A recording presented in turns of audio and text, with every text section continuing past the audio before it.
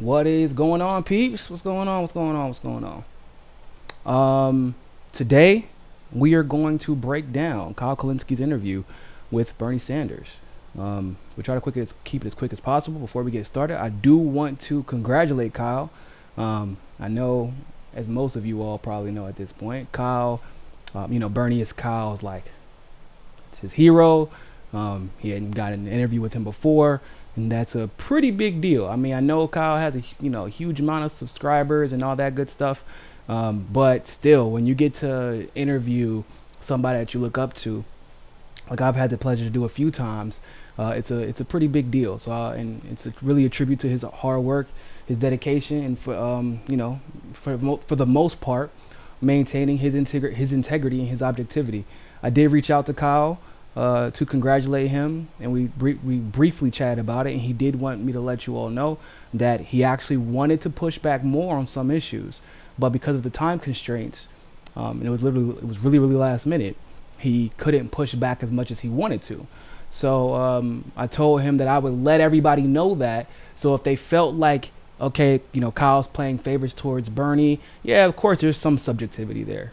Of course there is. I mean, Bernie's Kyle's hero. But he was not negating pushback because of that. He actually wanted to push back more, but they had 12, 13 minutes to do an interview, or else we wouldn't be able to cover the entire interview in one single video. So I'm going to talk about some other things and push back a little bit and co-sign a little bit on what I think I need to be co-signed and push back where I think needs to be pushed back, so we can have some genuine discussion about it.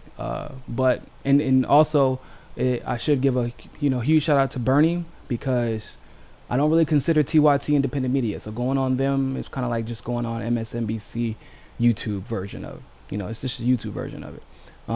But Kyle Kulinski I do consider a true independent journalist, and to my knowledge, he hadn't been on an independent media platform. I could be mistaken. I know Nina has done it several times, but I have to give a big shout out to Bernie for that. So I don't want to waste too much time. If you're coming in late, you could definitely watch later, of course. I want to get into this though.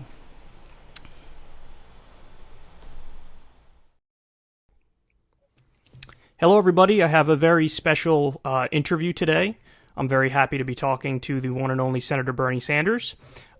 Senator, thank you for being with me. I know you're incredibly busy. Great to be with you, Kyle. Thanks for having me. So I want to jump right into it, because I honestly could talk to you for probably about 3 hours straight, but I know we have nowhere near that amount of time, so I'll try to be careful here and make sure we don't go over.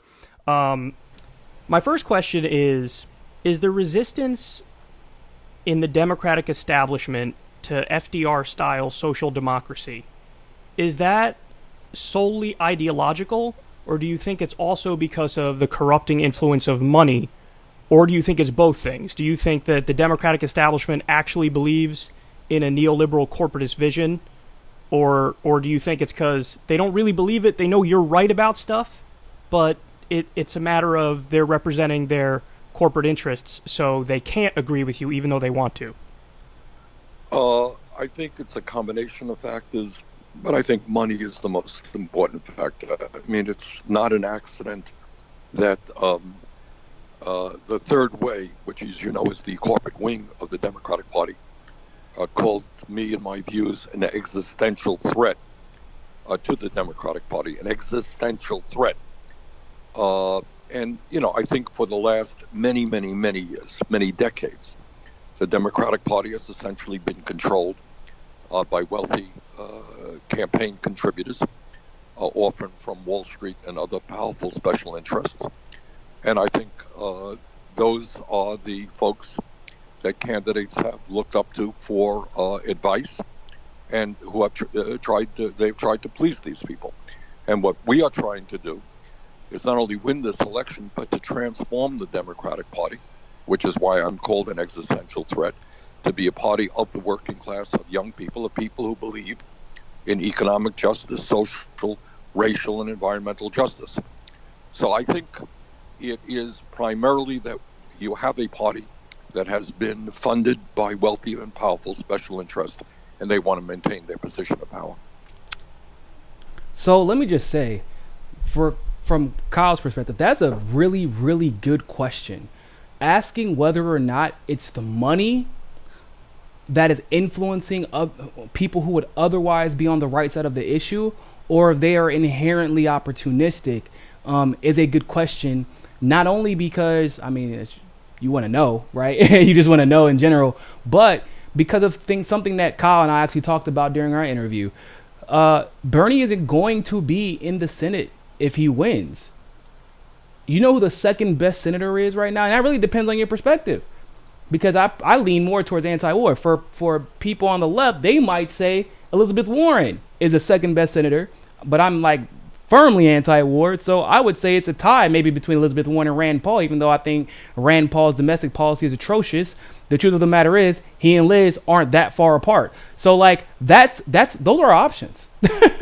And so you have to wonder if you're Kyle or anybody else, or even if you're Bernie, if Bernie wins, are there going to be more people? Because there have been people that have seen Bernie as a way out of the neoliberal establishment, right? Because he did create a movement. Nina Turner would be one of those people. Tulsi Gabbard would be another one of those people. There are a lot of others across the, whether they're consulting, whether they're politicians themselves, et cetera, who do believe that you can win now without the corrupting influence of big money in politics. And that's largely because of Bernie. And so if Bernie's going to get his policies passed, it is important to ask, hey, is somebody like Cory Booker a good person? Would he, if money wasn't so much of an influence in politics, would he break away from that opportunistic mindset that we've seen him display in the past in order to do the right thing now that he knows that money can't be used against him? Or at least now he should know that there is a way out. You can be progressive and win. You don't have to use big money to win. We've seen multiple politicians across the board now win without using big money. Obviously, Bernie's been doing it in Vermont for quite some time. Tulsi won her re-election bid, no corporate interests. Our Revolution raises all that money and got all that support with no corporate interest. So we know that there's a way to win without corporate interests. And if we have senators who have been kind of towing that line because they like the corporate money line, because they feel like they have to, if Bernie wins, do they see that as a way out? And could we see a massive shift in support of progressive policies if they feel like corporate interests can't basically buy out their defeat, buy out the defeat of whatever senators or representatives are occupying the office? And of course, Bernie's answer is also excellent. I vibe with Bernie here. It is definitely mostly corporate interests. The Koch brothers have basically owned the Democratic Party since the 90s. That is late 80s, early 90s. That's literally when the Koch brothers got involved. I think the damn organization was called the Democratic Leadership Committee or Democratic Leadership Caucus. Basically, it was the start of the Hillary Clinton, Bill Clinton Democratic Party. That's when that started. And so, yeah, absolutely. The money is the biggest part. They were going too far left, right? With the Kennedys, with the Robert Kennedys and all that good stuff. They believed the Democratic Party was going too far left. The Koch brothers got involved. They started funding both sides of the fence. George Soros, another one. Too much money involved into American politics. And hopefully, Bernie, from that perspective, is absolutely an existential threat to the party and to the donors. And that's not on just one side, that's on both sides. Because you're starting to see even Republican-leaning candidates at the local and state levels run while not taking corporate interests. So if this becomes a trend, all of a sudden you see corporations lose a huge influencing interest over the Democratic and potentially the Republican Party. So great question by Kyle for sure.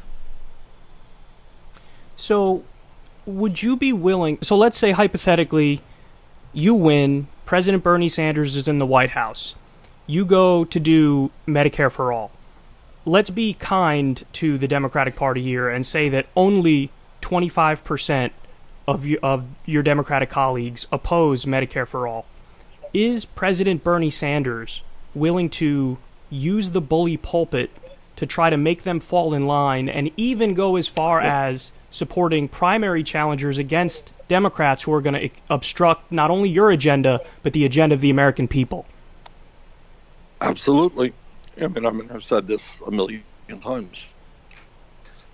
I believe that the agenda that I am fighting for is an agenda supported by the overwhelming majority of working people. And I think if we have the chance to explain what that agenda is, you get even more Republican support than people think possible. Nobody in America, or very few people, think you give tax breaks to billionaires and cut Social Security, Medicare, and Medicaid, which is exactly the agenda of the Republican Party. Nobody thinks, well, I should say very few people think that climate change is a hoax, which is what the leadership of the Republican Party is about.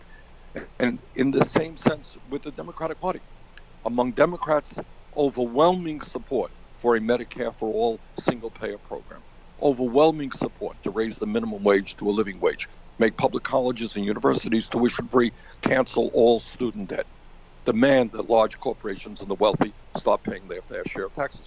So to answer your question, as President of the United States, what I will fight for is the implementation of that agenda, and I am prepared to go to every state in this union and rally the American people around that agenda to put pressure on their representatives, whether they are Democratic or Republican. And your question is, would I oppose in a primary battle Democrats who are not supportive of that agenda? The answer is absolutely yes. Okay, so once again, another fantastic argument, or fantastic question, a fantastic argument presented by Bernie. This is funny because this is literally what I tell people to do. I've been saying Bernie needs to do this, and I've been telling when people run for office, Congress people, even state legislators, I'm like, bro, if you want to see something done, you have to take it to their doorstep.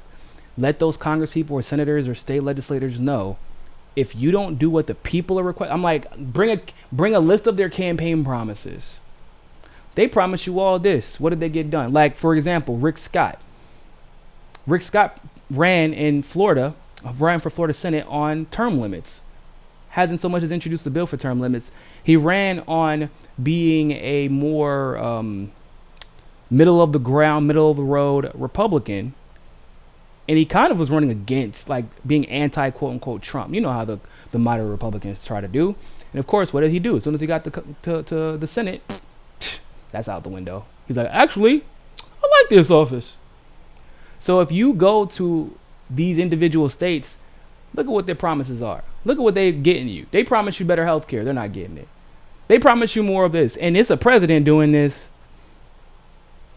This is the point of a mandate. This is what a mandate does. When you go to a state knowing you can pull in the crowd, before you've won, by the way, 15, 20,000 people in any given state. Imagine what happens when you're president. Okay, that's one. Imagine what happens when you're saying the things that people want to say and introducing the policies that people want to see passed. That's two. You're filling stadiums when you walk into a room. That was what angered me so much about Barack Obama. He can pretend like he had so much resistance, so much pushback. Obama, you governed from your desk. You only walked around to brag, to grandstand, to pat yourself on the back, to have people tell you how much they love you. But Obama had a mandate like we haven't seen since FDR. And we hadn't seen again until Bernie. And yet, Obama did what with that mandate? That's right. He gave all of our damn money to Wall Street and bailed them out. And he didn't bail out the American people. So what Bernie could do, which is, by the way, why I'm tough on Bernie when it comes to doing things that strategically is not good for him. Like being silent on Assange and Chelsea Manning. Well, actually worse than silent on Chelsea Manning. He actually said Chelsea Manning broke the law and she has to be prosecuted for it. And he said this in the town hall. and I don't know, that's the wrong answer. She's a hero, and right now there's nothing to lose from saying Chelsea Manning is being held, and she's not receiving her due process. And you can speak up about that. And the independents, those who are against the surveillance state, those who are patriots, really, would be firmly behind you. You have everything to gain, nothing to lose for speaking up for Julian Assange and Chelsea Manning, like politically, I mean. And he doesn't do it. And every time you see a huge mess up like that, it chips away at that mandate that you have. It chips away at that bully pulpit that he could use when we're finally getting to argue things like Medicare for all, free college tuition, et cetera, et cetera, et cetera. Like I said, I want Bernie not just to occupy an office, like whatever. If all things being equal, Bernie should obliterate everybody in his path because of all the quantitative data, whether you're talking about the amount of volunteers, the amount of people who donate to him individually, rally numbers, all that stuff. He should obliterate everybody. But when he gets to that office, we don't want him trying to attain office be the death of his mandate. We don't want that to happen, which is why I'm like, no. And we have to move him left when it comes to certain things. We have to allow him to be, we have to, first of all, make sure he knows that he's not a deity. We critique Tulsi plenty.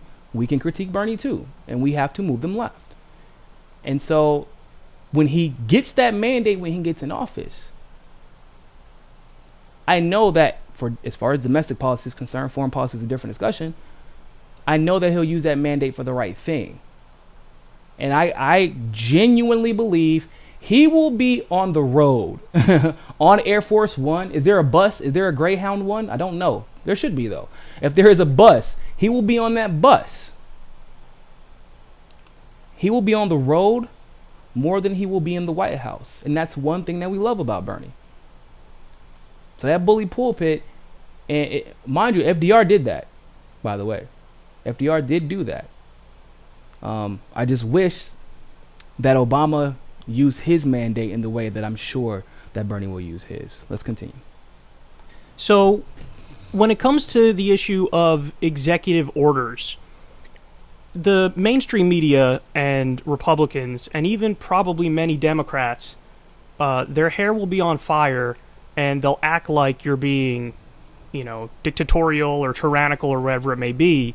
But can you promise the American people that when it comes to executive orders, wherever constitutionally possible, you will advance your goals and the goals of the American people? So, for example, let's say pardoning and commuting as many nonviolent drug offenders as humanly possible, or an executive order that Trump said he was going to sign, but he didn't end up signing, which is the idea that the federal government can only buy products that are made in America, and that actually means in America, because right now we say, we only buy made in America, but that includes us and all of our allies. So will a President Bernie Sanders use executive orders wherever constitutionally possible in order to advance his agenda and the agenda of the American people? Absolutely. Why wouldn't I? Of course I would. And let me just say what you can do on the first day. Let me just say that, bro, that was absolutely. Why wouldn't? Once again, that's funny because me and Kyle were like, bro, I hope that when he gets in office, when it comes to these executive orders, bro, very few people that I trust to do executive orders that would benefit the people. I think that list is limited to Tulsi and Bernie right now, as far as getting in office and doing executive orders that would benefit the people and the people alone. I think that those are the only two that I would trust to do that at the moment. And if you're going to pass executive orders, go ahead, bro, sign them away. We have a lot of work to do to undo the executive orders that have been put in place that have resulted in over surveillance, the militarization of the police, the treatment of immigrants, the banning of certain diplomats, like the diplomats from Venezuela, which stand in the way of negotiating peaceful terms in resolving this issue between the United States military-industrial complex and our foreign policy establishment and our corrupt economic hitmen in Venezuela. Like we can resolve it if Bernie exercises the power that he has, and I do believe that he will exercise that power. So, I promise to do this, is to restore the legal status of the 1.8 million young people who are eligible for DACA. What we can also do is use the executive power of the White House to say to corporations that you have to be good corporate citizens. Don't think that you can line up for very lucrative federal contracts when you're shutting down plants in America and moving abroad, when you're preventing your workers from joining a union, when you are paying your CEOs 300 times more than your employees. You're going to do all that stuff. You're not going to get to the front of the line in terms of a federal contract. So using the ability of the federal government to make sure that our policies support working people, support the environment, rather than just give contracts out to anybody who gets in line, is a very strong executive power that the White House has, and one that I will utilize. Will you promise to end the Iraq and Afghanistan wars within the first 100 days of your administration? Well, I don't know that you can end them the first 100 days, but I think what you can do, and you're talking to somebody who led the opposition to the disastrous war in Iraq, who really kind of understood about what it would mean to the destabilization of that region. What I will promise is that within the first 100 days and sooner than that, we will bring the best minds of this country together, military and non-military, to get our troops out of Iraq and Afghanistan. I can't say that is all going to happen within the first 3 months, but certainly immediately we will begin the planning for that, and that will happen. I am sick and tired of endless wars. You're looking at the only Democratic presidential candidate who has voted against all of Trump's military budgets. That's actually not true. That's not true. I got to be clear on that.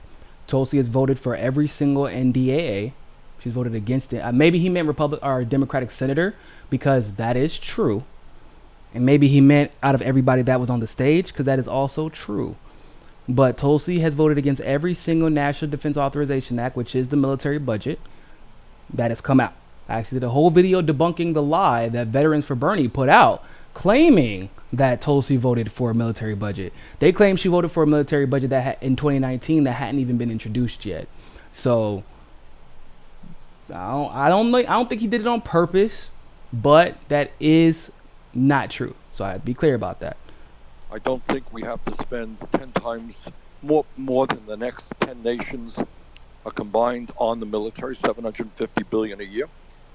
I think we have to put more of an emphasis on diplomacy, bringing the world together to try to solve the enormous crises we face, whether it is climate change, terrorism, poverty, etc. Will President Bernie Sanders promise no new arms deals? Okay, so this is the part of the interview that Kyle actually wanted to push back on more. He was not satisfied with Bernie's answer on Afghanistan or Iraq. And I agree with him. I get what Bernie said, that we're going to bring the best bonds together. That sounded really Obama-like, right? Because Obama made that promise. And then when it didn't happen, he was like, oh, we're working on it. We're working on it. We're working on it. We're working on it. We're working on it. 8 years later, that man had more gray hair than, oh my goodness, bro. He went from young to old, and we're still in Afghanistan. Not even joking. Obama went from young to Bernie Sanders, and there were people, I'm not joking with you people, there were people I knew in the military that went from butter bar, which is a second, or excuse me, not butter bar.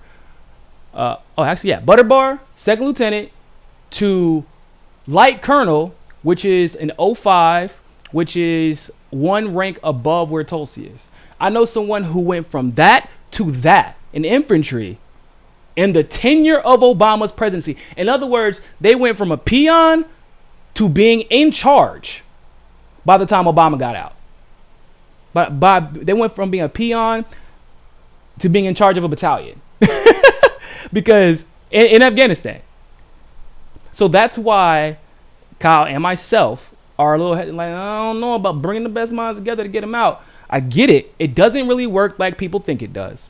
You have to have people stay there and, because you can only really bring people home in waves. You can't just bring everybody home at once. It's not how it works. You have to have people stay there to unpack, to break down everything. You have to have support, right, to make sure everybody leaves smoothly. And you have to have support to make sure that everybody comes back and lands and then picks the next group up and takes them back smoothly. And so that's kind of and in Afghanistan it's harder because there's no official military to work side by side with America to make sure that this gets done expeditiously. So from that perspective, like just from an operational perspective, I get that. But staying in Afghanistan has made things worse. Staying in Iraq has made things way worse. We keep saying we pulled out of Iraq, and that's not true. We never pulled out of Iraq, and we keep saying we did, but we did.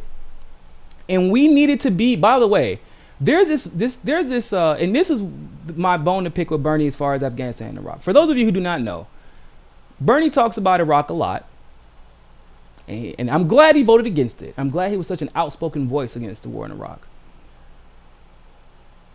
Problem is, we had even less of a reason to send our entire military to Afghanistan.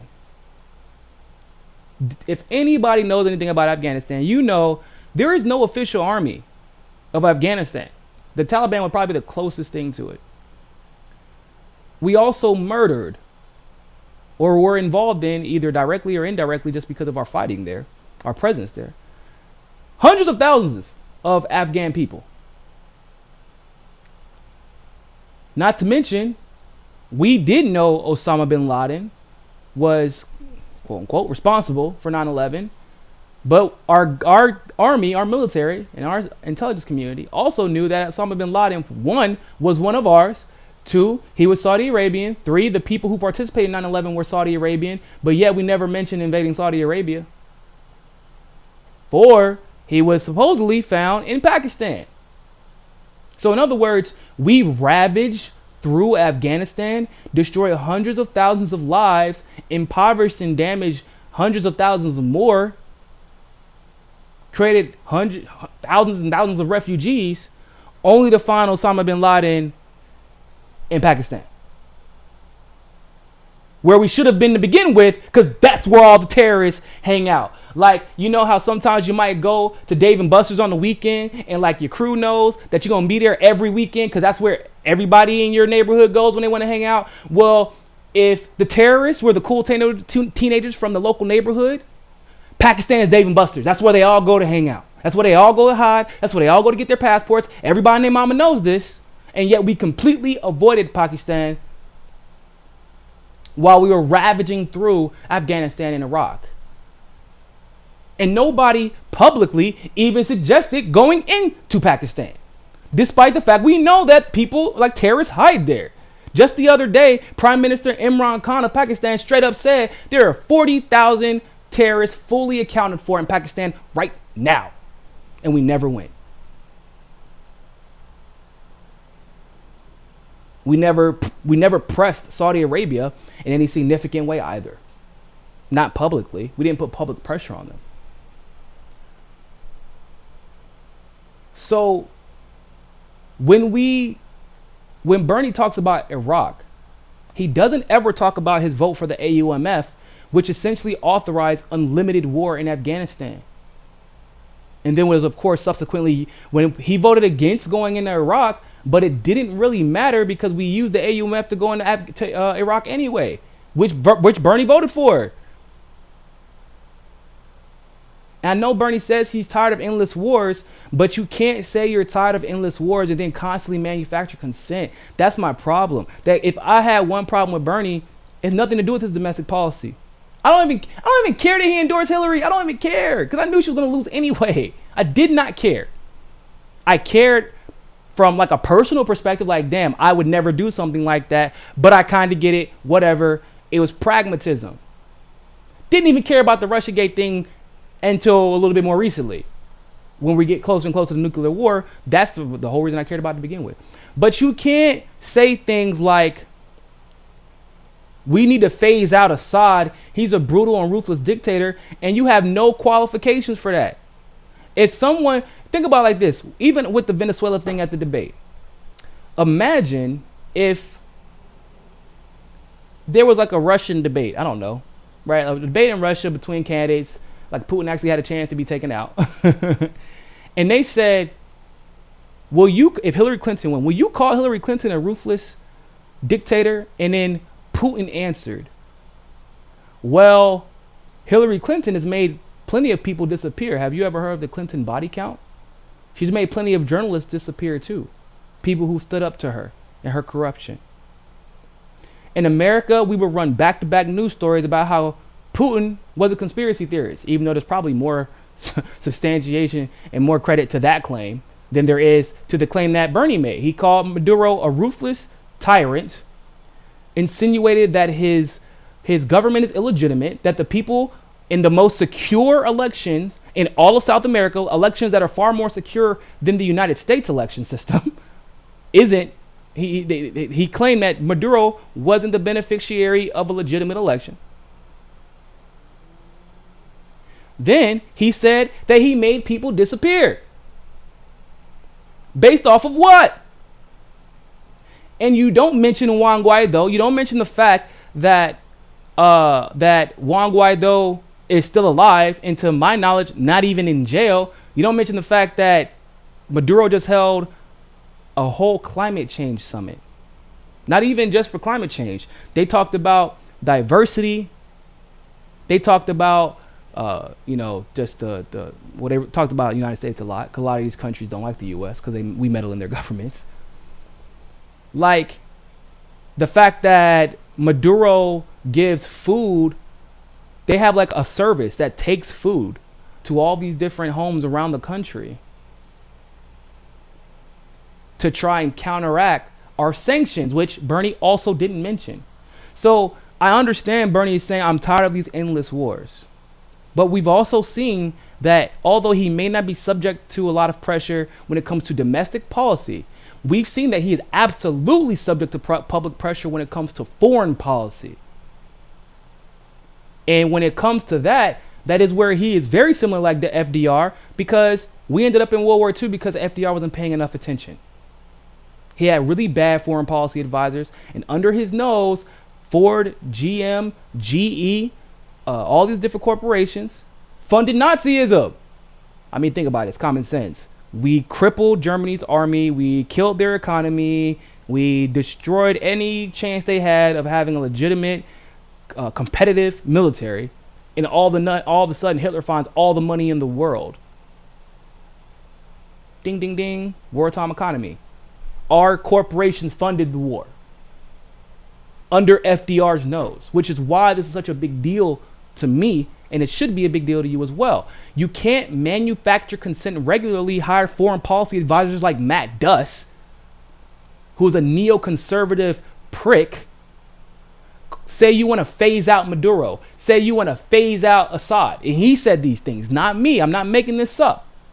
Vote for things like the AUMF, which gave the president unlimited power, which we know has, you voted to bomb Gaza, you voted to bomb Kosovo, you voted for covert operations in Syria. You can't say you don't want endless wars and that you voted against all these military budgets and then vote for everything that the budgets pay for. You can't have your cake and eat it too in that regards, Bernie. And I think that this is important because we need to move him left here. This is where we need to move him left. And Kyle did say, like I said, he didn't just move on because he wanted to. He did say he wanted to push back more there. He just didn't have enough time. And that was a big deal for him. So I do want to be clear about that. So let's move on. deals with human rights violators, including allies like Saudi Arabia, Egypt, Israel, etc.? Well, for a start, you're talking to the guy who led the effort in the Senate to end U.S. intervention, U.S. support of Saudi intervention in the war in Yemen. And that's the first time the War Powers Act has been successfully passed in the Senate, and actually in the House it was vetoed by Trump. I think our foreign policy has got to be a foreign policy which supports democracy, which supports human rights, not a policy like Donald Trump. So let me be very clear about this too. I agree with him what he said about the problem with Trump vetoing that bill to end the war in Saudi Arabia, but we also have Israel with money. But for example, just another example, we know the tensions between Israel, Palestine, and Iran. That whole region has issues. Bernie voted with the Senate to move the embassy to Jerusalem. You know that thing that Trump caught all that flack for, that Tulsi actually called Trump and Netanyahu out for? Bernie voted for that. Iran just bombed, or excuse me, not Iran. Israel bombed Syria, Iran, and they bombed someone else too. I wish I could remember who it is, but I can't remember right now. We're selling arms and they're killing Palestinians. We're selling them arms. We're giving them money. Now, Tulsi called this out a little bit more than anybody else running for office, but I would even like her to move further left in this department.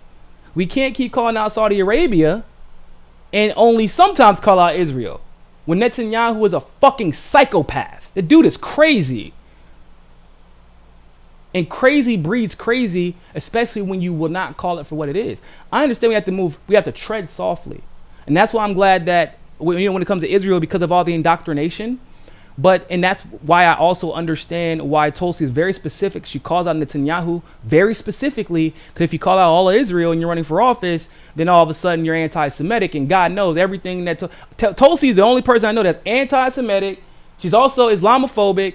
She's also a pro-jihadist, and she's also anti-jihad. She wants to kill all Muslims by not bombing all Muslims, according to some people. I get it. She would get a lot of heat, and Bernie being Jewish, if he just spoke to Israel very generally, he would take a lot of heat as well. But we can call out Netanyahu very specifically. We can stop authorizing money. We can stop passing legislation that would increase tensions. So you could take the Twitter all you want to and say you want to challenge the military-industrial complex, but we have to see that done substantively, and it can't just be finger-pointing at Saudi Arabia. It's easy to finger-point at Saudi Arabia. Finger-pointing at Saudi Arabia is as easy as finger-pointing at Donald Trump. We know that Donald Trump is guilty. But are we going to address this issue substantively? Because we know that Israel and Saudi Arabia work in tandem. Don't ever forget that. Thanks for the super chat, Manny. Which is very sympathetic to authoritarian governments all over the world. So we will use the office. Manny, and once again, thanks for the super chat. That is something that I am constantly working on. And Tulsi, as you can see, from 2014 to 2019, has moved way left on Israel. She co-sponsored that legislation from Ilhan Omar. She refused. Like I said, there's a key difference. People say that Bernie's better than Tulsi on Israel and Palestine. That's not true. Bernie has moved left. Bernie has called out the obvious things. But who called out Golan Heights? That was Tulsi. Tulsi called out Netanyahu and Trump when it came to the Jerusalem thing, whereas Bernie voted for the legislation, or the resolution, that allowed it and pushed it to happen.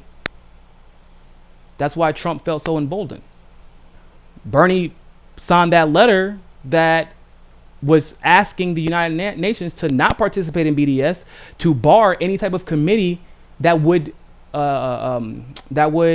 ask to participate in BDS, and to remove any basically it was a international condemnation of BDS. That's what that letter was asking. It was started by Marco Rubio. Bernie signed it. He was asked by Al Jazeera about it, and he got upset about it. It's not his best issue. And it wasn't Tulsi's best issue. Still not her best issue. She's getting better, though. And she only got better because we pushed her there. That is my point. Bernie is more likely at this very moment to be president.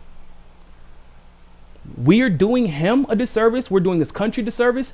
And we're doing all the people affected by his potential foreign policy a disservice if we do not push him left when constructively, when it is time to be pushed left. Constructively. I'm not talking about just, fuck Bernie, oh my God, he's a thing. No, you can move somebody left constructively. And we not only can we must. If we want, we don't want Bernie just to win. We need him to win and run the country the way it should be ran. And so, yeah.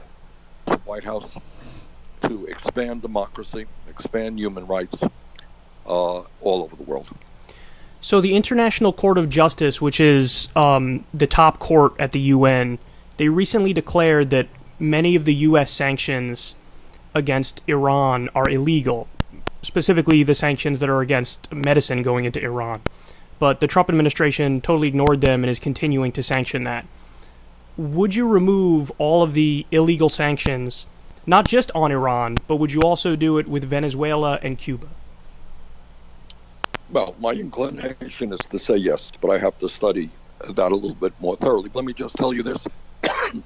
Excuse me, my throat is not in great shape. I've been giving too many speeches. What we will try to do is forge a new foreign policy, a policy which is even-handed, a policy which is not supportive of vicious and murderous and authoritarian regimes like the one in Saudi Arabia. As I'm sure you know, for many decades now, the United States has seen Saudi Arabia as a very close ally. Well, I don't. I think it is no great mistake, no great misunderstanding, no great, everybody knows that Saudi Arabia is a murderous regime. They do not tolerate democracy. They treat women as third-class citizens. I'm not going to the White House to expand democracy, expand human rights. White House to expand them. So, once again, we got to. I agree with him 100% on Saudi Arabia, but he said human rights, murderous regime. They don't believe in democracy. So, in that regard, outside of the killing of the women, exactly how is Saudi Arabia that much different than Israel? How is the Prince of Saudi Arabia different than the Prime Minister of Israel? Yeah, the people who are living in Israel that are not within the settlements, they have more rights. But Israel is Palestine is a huge part of that nation, and most of the Palestinians do not have rights to such a degree that a lot of them had to move to Jordan to have any type of prosperity. We have to, and once again, this isn't just Bernie. Tulsi has to be more consistent here. Granted, she does call Saudi Arabia like when it's in the context of the situation, usually, just like when she does with Netanyahu. But I think it's important that we as a progressive movement, as a leftist movement, we cannot continue to pretend like Saudi Arabia is acting alone in that region and that they're the only violators of human rights atrocities, because at a certain point it does become a trope. It's, we can criticize the Islamists, which, by the way, the technical definition of Islamists, I think only Saudi Arabia falls in that. It means Islamic militants and fundamentalism, which Saudi Arabia preaches. But we can't keep pretending that it's only the Islamists. You have to be it's okay to say that if you're of the Muslim faith, but because obviously Israel is not dominantly Muslim, and because of the background for why Israel was created, we like to ignore certain facts. Also, I do want to say that Kyle also wanted to push back on the sanctions question. He wanted to push back. He didn't like Bernie's answer there. He said he would have. I mean, we're sanctioning people to death, and Kyle is firmly anti-sanction because we know what sanctions do. They don't. There's no such thing as targeted sanctions. So, and I said the same thing when I saw it. I was like, what's there to study? Also, why do you have to study this? If your foreign policy advisor is doing a damn job, they should already know the answer to this. 1, sanctions are an act of war. 2, there's no such thing as targeted sanctions. Manny, thanks for the super chat. He pivots to Saudi Arabia to avoid answering. So frustrating. Sanctions equal 30% max success rate. Unless it's armed sanctions, the answer is no sanctions. 100% agree. 100% agree. Democracy, expand human rights all over the world. So the International Court of Justice, which is the top court at the UN, they recently declared that many of the U.S. sanctions against Iran are illegal, specifically the sanctions that are against medicine going into Iran. But the Trump administration totally ignored them and is continuing to sanction that. Would you remove all of the illegal sanctions, not just on Iran, but would you also do it with Venezuela and Cuba? Well, my inclination is to say yes, but I have to study that a little bit more thoroughly. Let me just tell you this. That should have been just a hard yes.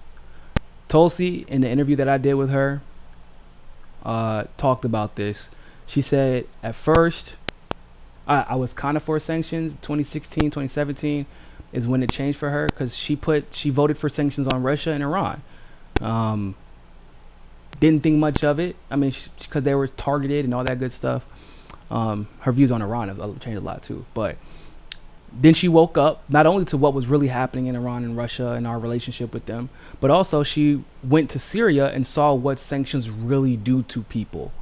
Blocking medicine, blocking food supplies, blocking resources from coming in from other countries. And from then on, she has been firmly against all sanctions. In her mind, there's always a better way. And I think that's an evolution that I would love to see Bernie adopt. Like I said, there's not really much to study. Sanctions are bad. There's no such thing as targeted sanctions. It only brings to the knees the people of that country rather than its leaders. And even still, you're only sanctioning to get the people to hate the leader. Whether or not the leaders would do a good job otherwise is yet to be seen. But like, when has Iran invaded another nation? When has Venezuela invaded another nation? So why are we putting sanctions on them then? When has Syria invaded another nation? I thought that's why we because they're violating international laws and, maybe violating another country's sovereignty. That's not what's happening though. So. Excuse me, my throat is not in great shape. I've been giving too many speeches. What we will try to do is forge a new foreign policy, a policy which is even-handed, a policy which is not supportive of vicious and murderous and authoritarian regimes like the one in Saudi Arabia. As I'm sure you know, for many decades now, the United States has seen Saudi Arabia as a very close ally. Well, I don't. I think it is no great mistake, misunderstanding, everybody knows that Saudi Arabia is a murderous regime. They do not tolerate democracy. They treat women as third-class citizens. I'm not quite sure why they are our allies. And I think in terms of Saudi Arabia's relationship with Iran, what we have got to do is play an even-handed role and do our best to tell these people that we are not going to be participating or getting involved in never-ending wars. We're going to do our best to negotiate a peaceful relationship, or at least a non-antagonistic relationship with them. And that will be my policy, an even-handed policy between Iran and Saudi Arabia, and end the one-sided relationship that we currently have. Maybe I'm going to be able to take just about one more question. We've got to get going. Okay, then let me go ahead and jump to our lightning round. I'm gonna mention. Excuse all right. me, I got So overall, great interview by Kyle. overall, like I said, I mostly liked Bernie's answers. I do have to say this though. Thanks Manny for the super chat. Someone on Bernie's team who was advising him on foreign policy needs to read Confessions of a. His name is Matt Duss. You can @ him on Twitter. Matt MATT Duss DUSS. Go @ him on Twitter right now, because his foreign policy advisor is trash. Boy is trashier than Oscar the Grouch. He is bad on foreign policy. Let's say he's like a neoconservative. So great answers by Bernie for the most part, except for once again when we get into that foreign policy realm, and it worries me, considering that foreign policy is literally 75% to 80% of the damn job for a president. Right? I think I reserve the right to be a little bit worried. And I want to say something. It's great. First of all, like I said, Bernie's answers were great on domestic policy. But then we have the Venezuela issue. And this is where I have to point out some hypocrisy, because everybody attacked Tulsi because she didn't challenge the right-wing framing, which, by the way, at least the question everybody's been harping on, which is the open borders question, I had absolutely no problem with how she answered that. There was no one saying, none of the people, oh, well, because with Bernie, it's, he has to play the game. He has to play the game. He's trying to get elected. He doesn't want to get assassinated. We want to play the game, play the game, play the game, play the game, play the game. Okay, I got it. You got to play the game. So whenever Tulsi, who needs more votes right now than Bernie does, Bernie's fine. She has to play the game too. Technically, she doesn't usually, but that wasn't an excuse. Everybody, the right-wing framing of the question. She didn't challenge the right-wing framing. The right-wing framing. Okay, so my question to you all is, that was on YouTube. Bernie had his Venezuela question framed in a right-wing way. Maduro's a dictator. Call him a dictator. Call him a tyrant. Kills his own people, etc., etc., etc.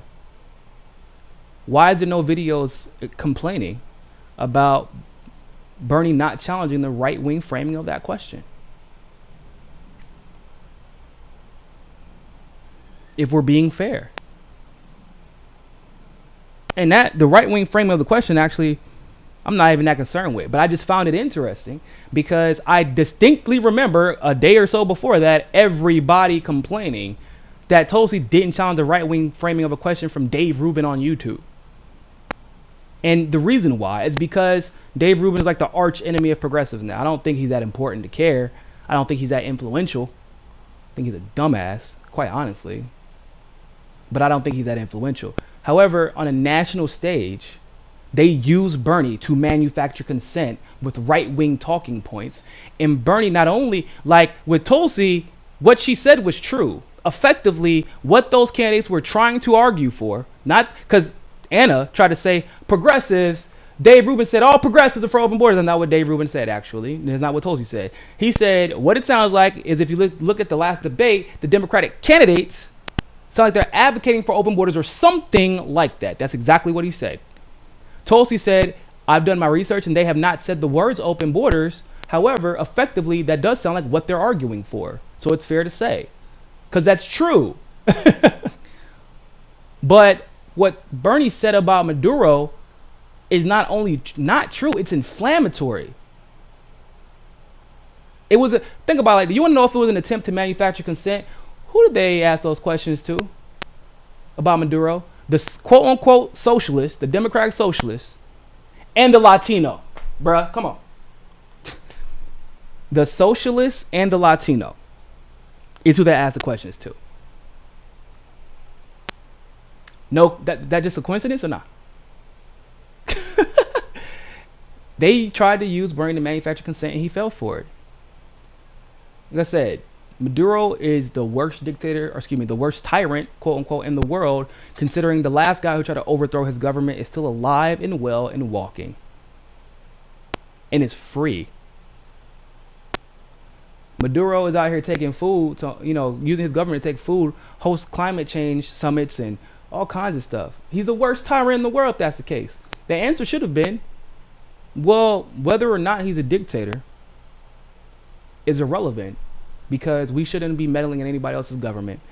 If Venezuela is unhappy with the way their government is being ran, it is up to the self-determined people of Venezuela to craft the government in the way that they see fit and leave it at that.